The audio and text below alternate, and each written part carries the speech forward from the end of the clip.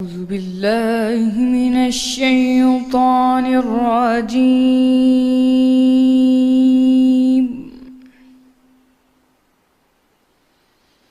بسم الله الرحمن الرحيم.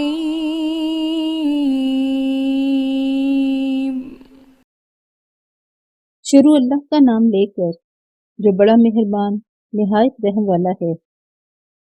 بکھیرنے والیوں کی قسم جو اڑا کر بکھیر دیتی ہیں، پھر پانی کا بوجھ اٹھاتی ہیں، پھر آہستہ آہستہ چلتی ہیں، پھر چیزیں تقسیم کرتی ہیں کہ جس چیز کا تم سے وعدہ کیا جاتا ہے وہ سچا ہے اور انصاف کا دن ضرور واقع ہوگا۔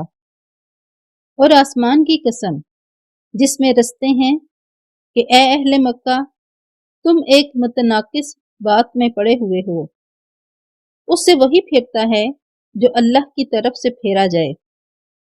اٹکل دوڑانے والے ہلاک ہوں گے، جو بے خبری میں بھولے ہوئے ہیں پوچھتے ہیں کہ جزا کا دن کب ہوگا۔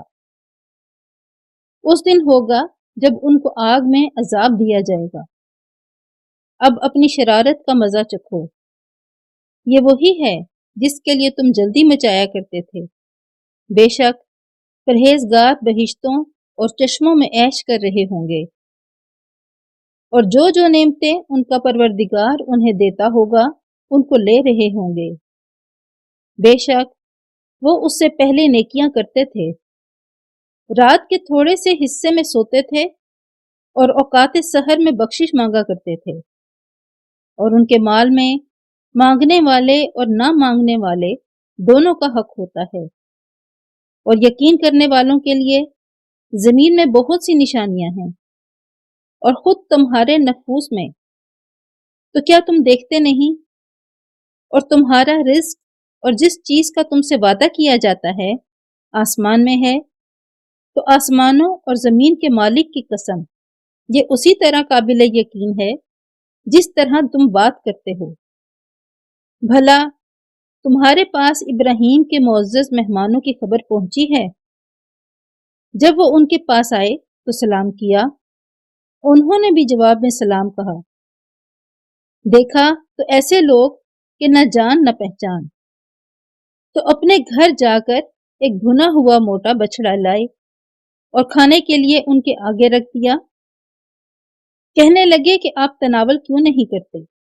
اور دل میں ان سے خوف معلوم کیا۔ انہوں نے کہا کہ خوف نہ کیجیے، اور ان کو ایک دانش مند لڑکے کی بشارت سنائی۔ تو ابراہیم کی بیوی چلاتی آئیں اور اپنا منہ پیٹ کر کہنے لگی کہ اے ہے، ایک تو بڑھیا اور دوسرے بانجھ۔ انہوں نے کہا، ہاں تمہارے پروردگار نے یوں ہی فرمایا ہے، وہ بے شک صاحب حکمت اور خبردار ہے۔ ابراہیم نے کہا کہ فرشتوں، تمہارا مدعا کیا ہے؟ انہوں نے کہا کہ ہم گنہگاروں کی طرف بھیجے گئے ہیں تاکہ ان پر کنکر برسائیں جن پر حد سے بڑھ جانے والوں کے لیے تمہارے پروردگار کے ہاں سے نشان کر دیے گئے ہیں۔ تو وہاں جتنے مومن تھے ان کو ہم نے نکال لیا، اور اس میں ایک گھر کے سوا مسلمانوں کا کوئی گھر نہ پایا۔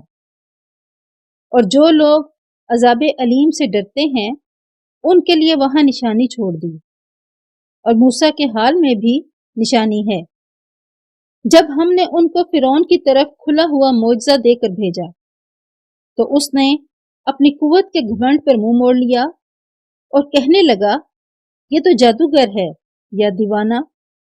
تو ہم نے اس کو اور اس کے لشکروں کو پکڑ لیا، ان کو دریا میں پھینک دیا، اور وہ کام ہی قابل ملامت کرتا تھا۔ اور عاد کی قوم کے حال میں بھی نشانی ہے، جب ہم نے ان پر نامبارک ہوا چلائی اور جس چیز پر یہ چلتی اس کو ریزہ ریزہ کیے بغیر نہ چھوڑتی۔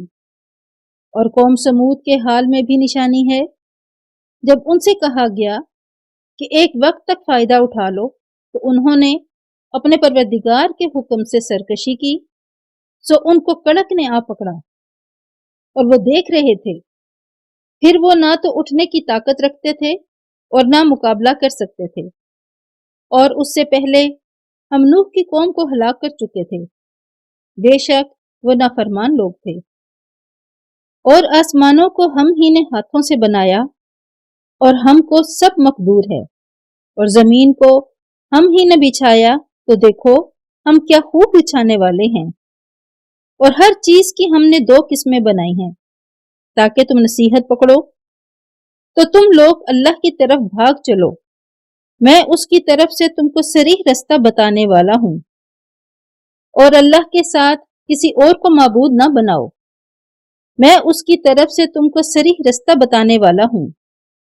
اسی طرح ان سے پہلے لوگوں کے پاس جو پیغمبر آتا وہ اس کو جادوگر یا دیوانہ کہتے۔ کیا یہ لوگ ایک دوسرے کو اسی بات کی وصیحت کرتے آئے ہیں؟ بلکہ یہ شریر لوگ ہیں، تو ان سے اعراض کرو، تم کو ملامت نہ ہوگی، اور نصیحت کرتے رہو کہ نصیحت مومنوں کو نفع دیتی ہے۔ اور میں نے جنوں اور انسانوں کو اس لیے پیدا کیا کہ میری عبادت کریں، میں ان سے طالب رزق نہیں، اور نہ یہ چاہتا ہوں کہ مجھے کھانا کھلائیں۔ اللہ ہی تو رزق دینے والا، زور آور اور مضبوط ہے۔ کچھ شک نہیں کہ ان ظالموں کے لیے بھی عذاب کی نوبت مقرر ہے، جس طرح ان کے ساتھیوں کی نوبت تھی، تو ان کو مجھ سے عذاب جلدی نہیں طلب کرنا چاہیے۔ جس دن کا ان کافروں سے وعدہ کیا جاتا ہے اس سے ان کے لیے خرابی ہے۔